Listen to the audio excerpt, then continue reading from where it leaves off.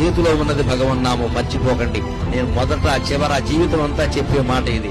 మీరు స్మరించండి, మీరు స్మరించండి. మనస్సులో స్మరించదలుచుకుంటే మడి లేదు, ఆచారం లేదు, నువ్వు స్నానం చేసే సమయం లేదు, భోజనం చేసే సమయం లేదు, ఎప్పుడైనా స్మరించవచ్చు. దానికి నియమం లేదు, నిష్ట లేదు, మనస్సుకి రూపం లేదు. కాబట్టి ఏ నియమం అన్ని రోజులు పాటించినా ఒక్కరోజు కాలు కడుక్కోలేదు, దేవుడు అంత కక్ష కట్టడమ్మా. దేవుడిని విశేషం అనుకోకండి, దేవుడు ప్రియుడు. నువ్వు ఒక్కరోజు నియమం తప్పితే దేవుడు కక్ష కడతాడా?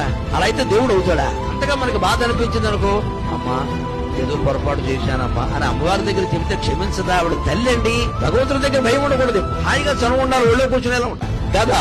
శంఖం, చక్రం, ఈ ఆయుధాలన్నీ వెనకాల వచ్చాయంటే నువ్వు నారాయణాయ నమః, ఓం నమో నారాయణాయ, ఓం నమః శివాయ, శ్రీమాత్రే నమః ఇలా ఏదో ఒకటి చెప్పిస్తూ ఉంటే సర్వాయుధాలు త్రిశూలం సహా నీ వెనకాల తిరుగుతూ ఉంటాయి. నీ జోలికి ఎవ్వడు రాడు, నీ ఇంటి జోలికి ఎవ్వడు రాడు, నీ భార్యా పిల్లల జోలికి ఎవ్వడు రాడు. వస్తే మటాష్ తిరుగులేదు.